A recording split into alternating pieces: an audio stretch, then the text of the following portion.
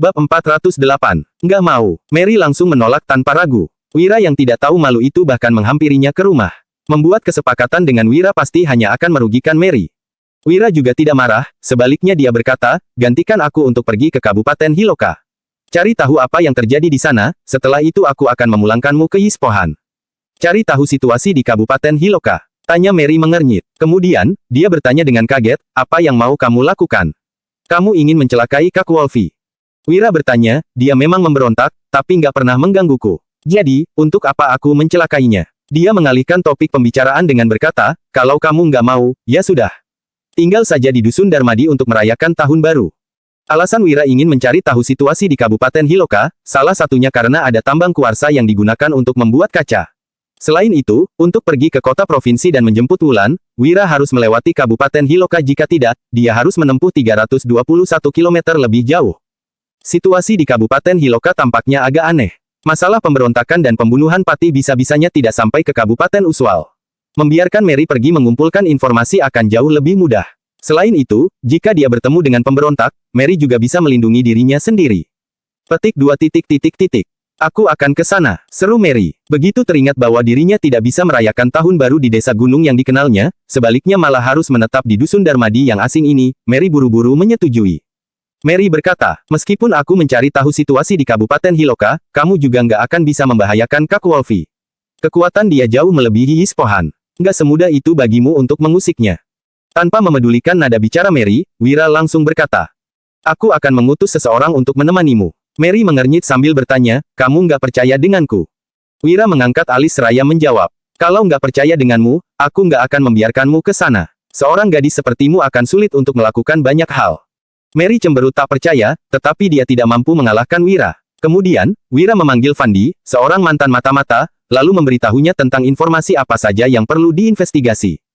Mary dan Fandi pun berangkat ke Kabupaten Hiloka. Sementara itu, Wira kembali ke rumahnya. Begitu masuk, dia sontak tersenyum. Seorang pemuda sedang menunggunya di sana. Dia adalah pengawal Dian, Tommy. Wira bertanya, Tommy, apa kamu sudah makan? Melihat Tommy yang mengangguk, dia pun bertanya lagi. Apakah nonamu sudah menyelesaikan urusannya? Kapan dia akan datang? Beberapa hari terakhir ini, berbagai hal yang tidak dapat dihindari telah membuat Wira sangat sibuk.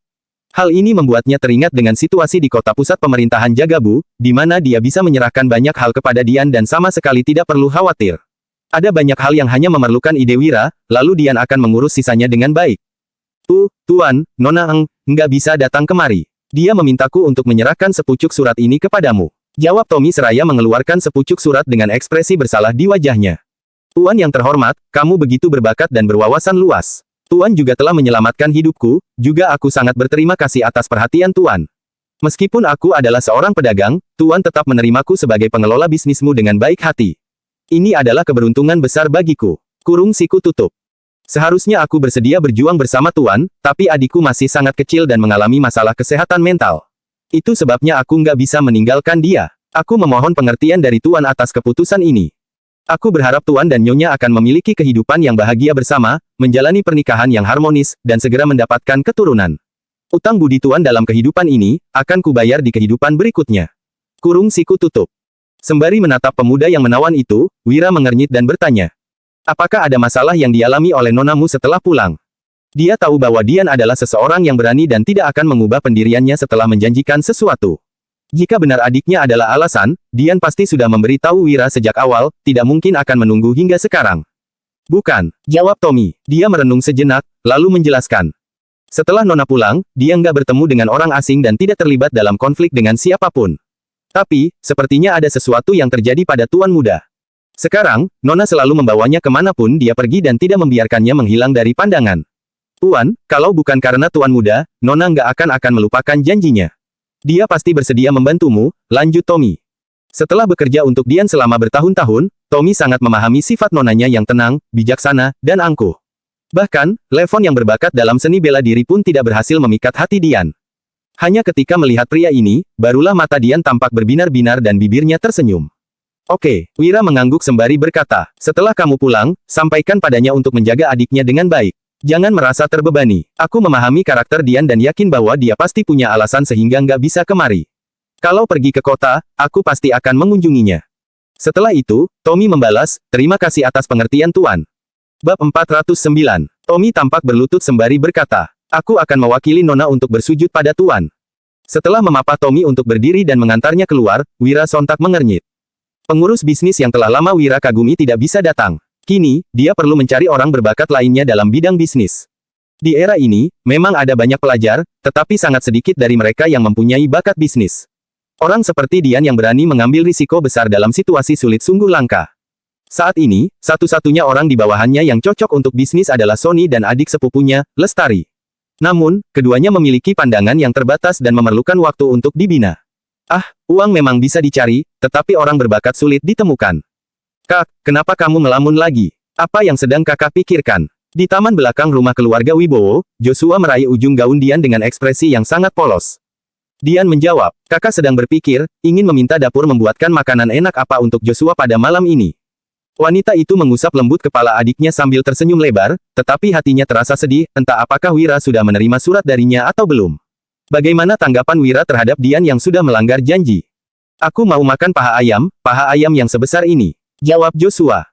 Setelah memberi isyarat dengan tangan kecilnya yang gemuk, Joshua menyeringai dan meneteskan air liur. Dian tampak menyeka air liur adiknya dengan lembut, lalu tatapannya mengarah ke pintu. Usai menghitung waktu, kini Tommy sudah seharusnya kembali setelah mengantarkan surat.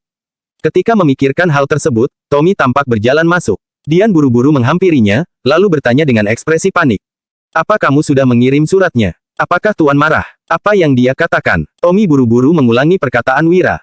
Benarkah? Tanya Dian yang tidak bisa mempercayai hal ini. Setelah melihat Tommy yang mengangguk lagi, wanita itu pun tak kuasa menangis. Tommy segera menggendong Joshua pergi dari sana. Sementara itu, Dian menangis tanpa suara. Hatinya dipenuhi perasaan manis dan penyesalan. Dia telah melanggar janjinya. Akan tetapi, Wira bukan hanya tidak marah, melainkan akan datang untuk mengunjunginya.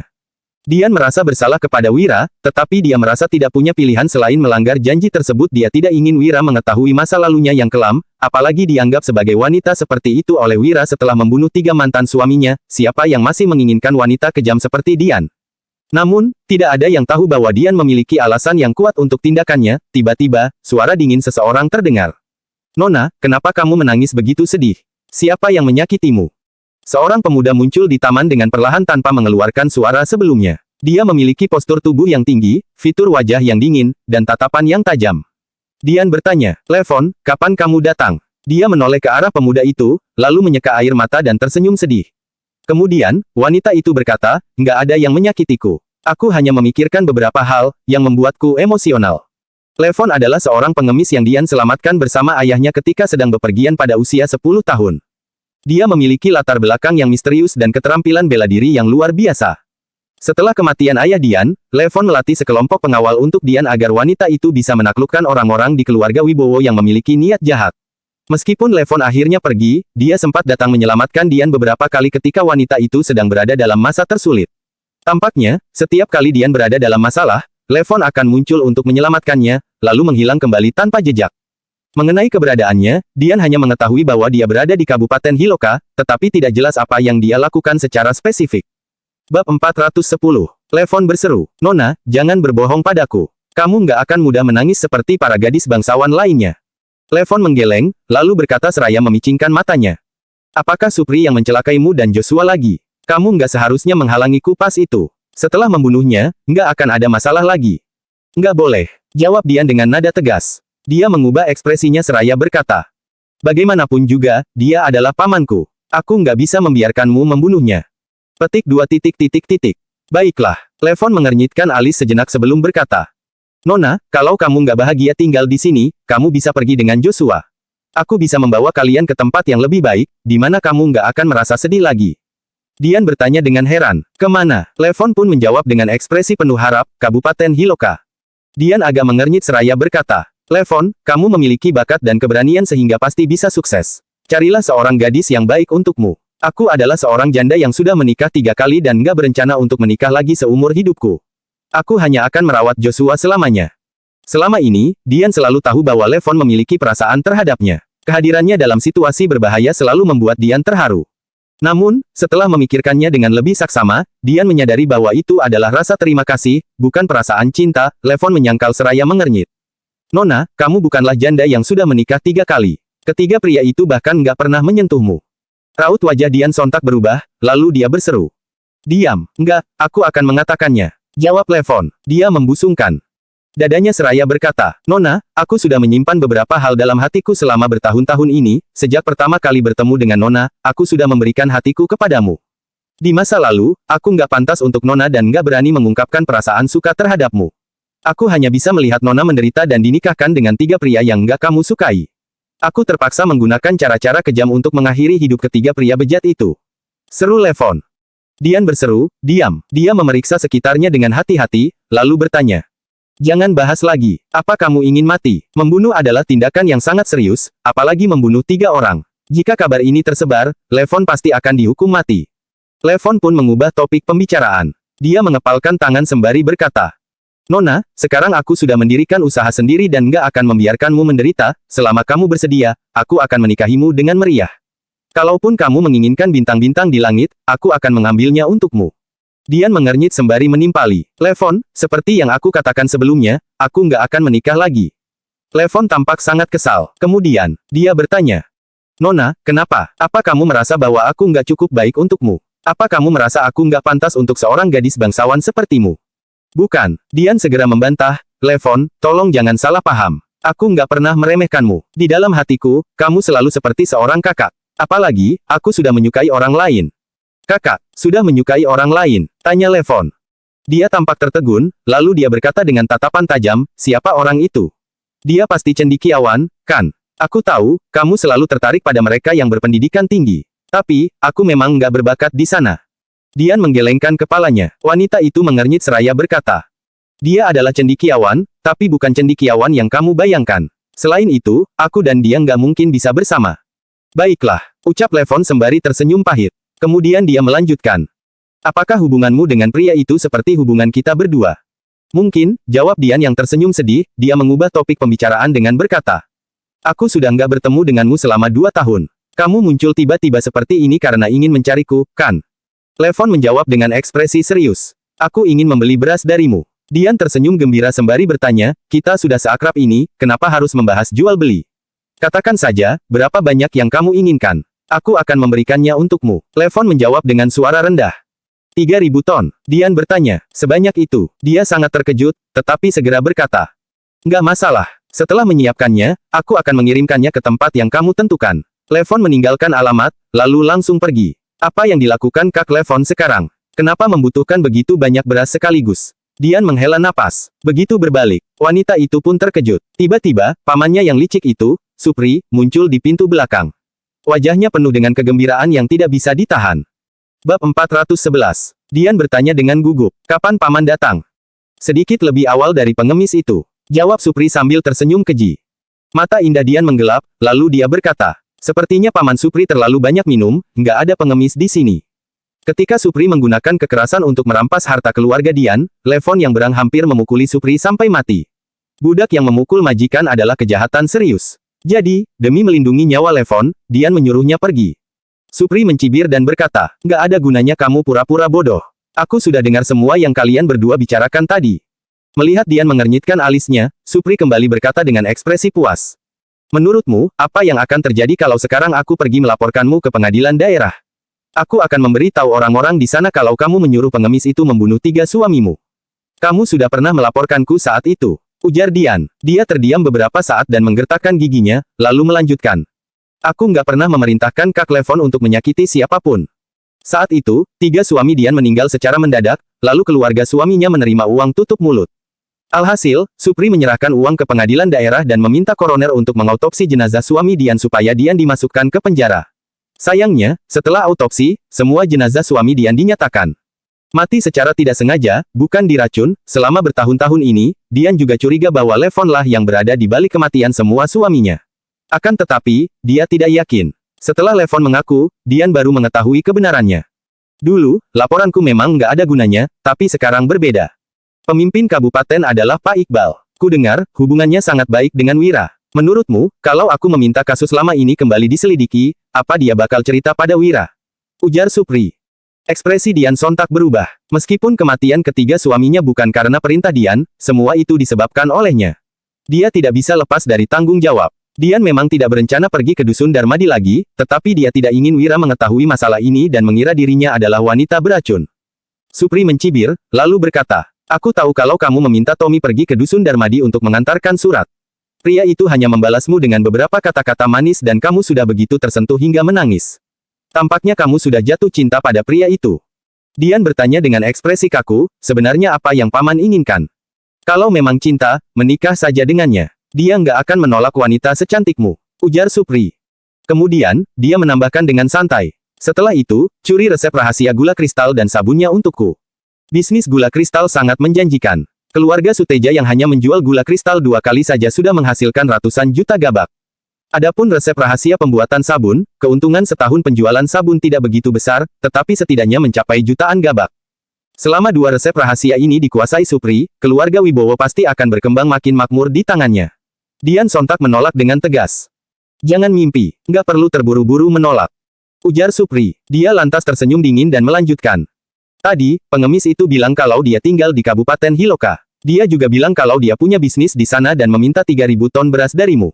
Apa kamu nggak bisa menebak apa yang dia lakukan?" Dian mengerutkan alisnya dan tidak mengatakan apa-apa. Bukannya dia tidak bisa menebaknya, dia hanya tidak mau dan tidak berani memikirkannya. Supri mendengus pelan dan berkata, "Kudengar ada pemberontakan di Kabupaten Hiloka, tapi pengemis itu bilang kalau dia punya bisnis di Kabupaten Hiloka. Dia tidak berdagang ataupun belajar. Menurutmu bisnis apa yang dikatakannya itu?" Badan Dian gemetar, rasa takut merebak di hatinya tanpa bisa ditahan. "Pemberontak itu membeli makanan darimu dan kamu langsung setuju. Ini adalah kejahatan serius." Supri berkata dengan nada dingin, "Kalau aku melaporkan semua ini, kamu tahu apa yang bakal terjadi padamu dan Joshua, kan?" Dian berkata dengan ekspresi sedih, "Paman benar-benar jahat. Nggak peduli pada keluarga Paman sendiri. Menjalin kontak dengan pemberontak sama saja dengan melakukan pemberontakan itu sendiri. Itu adalah kejahatan serius. Jika Levon benar-benar pemberontak, Dian dan adik laki-lakinya akan dipenggal setelah Supri melapor pada pemerintah. Aku masih memedulikan ikatan keluarga kok. Soalnya, kalau sesuatu terjadi di masa depan, aku juga akan terlibat." Supri memasang ekspresi sedih dan berkata, "Tentu saja, kalau kamu bisa mencuri resep rahasia gula kristal dan sabun, pamanmu ini akan melindungi kalian." Duh, Dian berlutut di tanah dan memohon. "Paman Supri, kumohon padamu, jangan suruh aku mencuri resep rahasia. Aku akan membantumu menghasilkan uang, berapapun yang kamu inginkan." Bab 412. Memangnya berapa banyak uang yang bisa kamu hasilkan? Pokoknya, aku mau 2 resep rahasia itu, ujar Supri. Dia mencibir, lalu melanjutkan dengan ekspresi dingin. "Kalau aku nggak mendapatkan 2 resep rahasia itu dalam waktu 3 hari, aku akan melaporkanmu. Lihat saja, nanti kamu dan si idiot Joshua itu akan mati." "Paman Supri," seru Dian. Melihat kepergian pamannya yang kejam, hati Dian bagai tertusuk seperti pisau, kesedihan memenuhi matanya yang indah. Supri telah berkali-kali bertindak tanpa perasaan, memaksa Dian dan saudaranya jatuh ke jalan buntu. Mengapa Supri harus begitu kejam? Tidak jauh dari sana, Levon yang berbaring di atas genteng mengamati semua yang terjadi dengan dingin. Ketika malam tiba, dia pergi tanpa suara dan datang ke sebuah rumah pribadi. "Ketua, kamu sudah kembali?" "Ya." 5 orang muncul dan mengelilingi Levon. 4 di antaranya adalah pemuda berwajah garang dan bermata tajam, satunya lagi adalah seorang pria tua berjubah panjang dengan punggung bungkuk dan rambut serta janggut putih panjang. Mata Levon menggelap saat dia menghardik. "Panggil aku Jenderal." 5 tahun lalu, Levon terpaksa meninggalkan kediaman keluarga Wibowo dan akhirnya menjadi bandit di Kabupaten Hiloka. Dengan mengandalkan keterampilan seni bela dirinya, dia mendapat reputasi sebagai Wolfie. Setelah itu, dia membunuh ketua geng banditnya dan mengambil alih posisi kepemimpinan. Ketika bangsa Agrel menyerbu belum lama ini, banyak pejabat dan keluarga besar di kota pusat pemerintahan Jagabu melarikan diri ke selatan. Levon pun mendapat kabar bahwa bangsa Agrel hendak menuju ke selatan. Kemudian, Levon bekerja sama dengan bandit lain. Saat Pati menaikkan pajak dan ketidakpuasan rakyat memuncak, mereka memasuki kota bersama untuk memberontak. Levon membunuh Pati, merampok keluarga kaya kabupaten, dan memproklamasikan dirinya sendiri sebagai Jenderal Utara. Alhasil, hanya dalam beberapa hari, berita kekalahan bangsa Agrel sudah tersebar. Setelah itu, Letnan Jenderal Kota Pusat Pemerintahan Lokana memimpin pasukannya untuk menyerang Levon dan yang lainnya. Berhubung rekan-rekannya tidak memiliki semangat juang, Levon terpaksa memimpin mereka mundur ke pegunungan. Kelima orang itu menangkupkan tinju tanda hormat dan berkata, "Mohon maaf, Jenderal." Levon mengangguk, lalu langsung masuk ke dalam rumah dan berbaring di ranjang. Dia meletakkan kedua tangan di belakang kepala dan matanya menatap ke arah langit-langit gelap dengan dingin. Kali ini, anggota timnya telah bertambah menjadi 3.000 orang. Makanan yang disimpan di pegunungan tidak akan cukup untuk memenuhi kebutuhan semua orang. Jadi, Levon terpaksa datang ke Kabupaten Uswal dan menemui Dian untuk membeli makanan demi melewati musim dingin. Selama ini, Levon selalu berpikir bahwa Dian juga mencintainya, hanya saja wanita itu tidak mengungkapkannya. Tak tahunya, hari ini dia mengetahui bahwa Dian sudah memiliki seseorang di dalam hatinya. Dian menyukai seseorang yang bernama Wira. Dalam sekejap, hati Levon terasa seperti tertusuk pisau. Dia seolah-olah telah jatuh ke dalam gua es dan niat membunuhnya memuncak. Ada amarah dan rasa sakit yang tak terlukiskan di dadanya, rasanya seolah-olah dia telah mengalami pengkhianatan besar. Jadi, ketika Levon melihat Supri mengancam Dian, dia hanya berdiam tanpa membantu. Dia bahkan ingin dan membuat memanas-manasi masalah makin membesar, keempat pemuda tadi saling memandang, tidak ada yang berani mengganggu Levon. Namun, pria tua bungkuk itu mendekati Levon dan berkata, "Jenderal, apa makanannya sudah dikumpulkan?" Levon menjawab pelan. "Sudah, ada 3.000 ton." Levon mengenal Dian dengan baik. Meskipun wanita itu mengetahui identitasnya, dia akan berpura-pura tidak tahu dan tetap menyediakan makanan untuknya.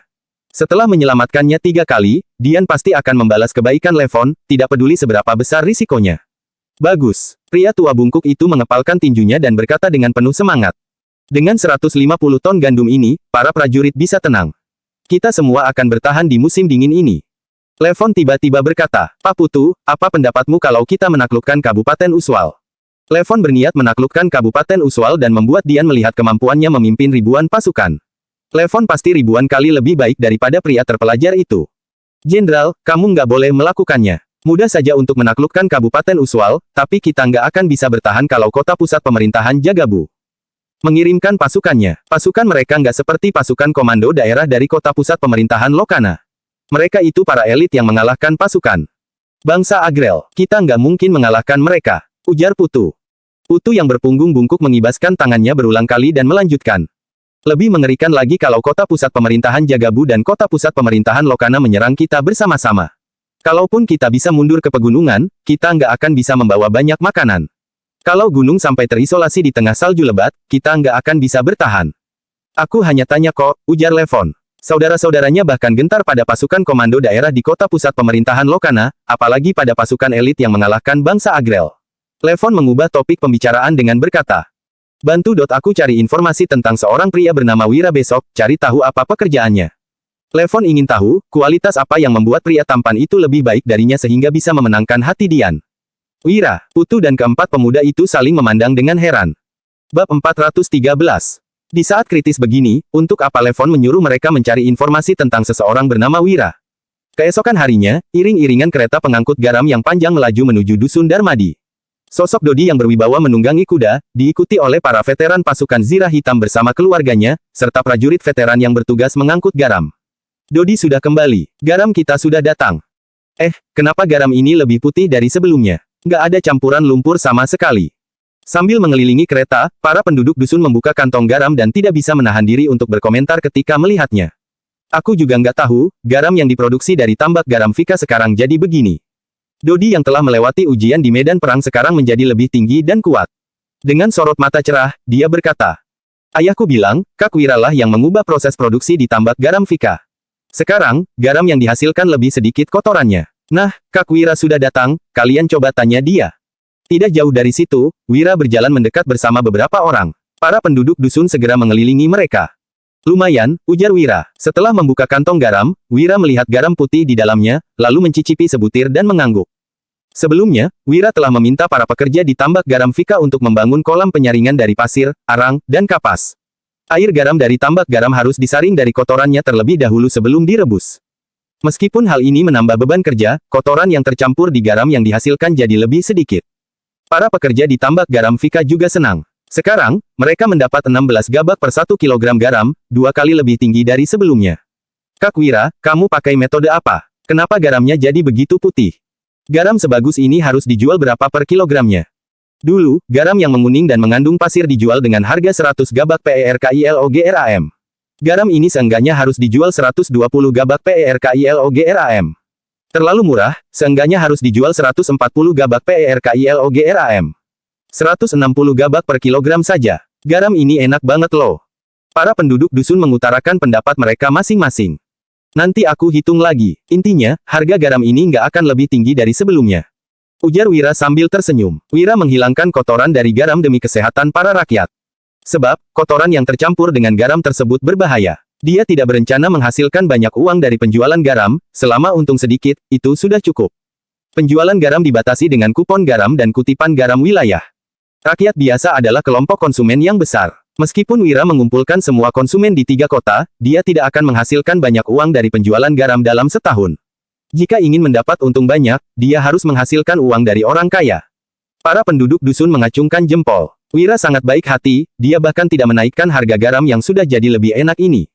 David dan belasan veteran pasukan Zirah Hitam menghampiri Wira dan berkata, "Tuan, kami sudah datang." Di belakang belasan orang ini, ada sekelompok orang tua, wanita, dan anak-anak. Mereka semua bertubuh kurus dan banyak di antara mereka yang mengenakan pakaian dan sepatu lusuh. Wajah mereka juga tampak takut dan bingung. Mereka terkejut melihat rumah-rumah bata ada di mana-mana di dusun Darmadi. Belum lagi, pakaian berlapis kapas baru yang dikenakan oleh banyak penduduk dusun. Orang-orang ini adalah keluarga para veteran pasukan Zirah Hitam. Meskipun para veteran pasukan Zirah Hitam mendapat banyak uang setelah mereka kembali, mereka tetap enggan membelanjakan uang itu untuk makanan dan pakaian. "Selamat datang. Mulai sekarang, anggaplah tempat ini sebagai rumah kalian, nggak usah merasa sungkan," ujar Wira. Dia memandang semua orang sambil tersenyum, lalu melanjutkan.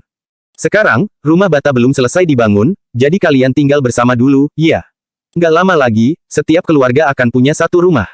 Para anggota keluarga dari veteran pasukan Zirah Hitam mengangguk pelan, mereka masih sedikit sulit percaya. Wira berpaling dan berkata, "Lestari, beritahu orang di kantin kalau semuanya sudah datang, minta mereka untuk masak lebih banyak hari ini. Setelah itu, pergi ke tim penjahit dan ukur tinggi saudara-saudara kita ini.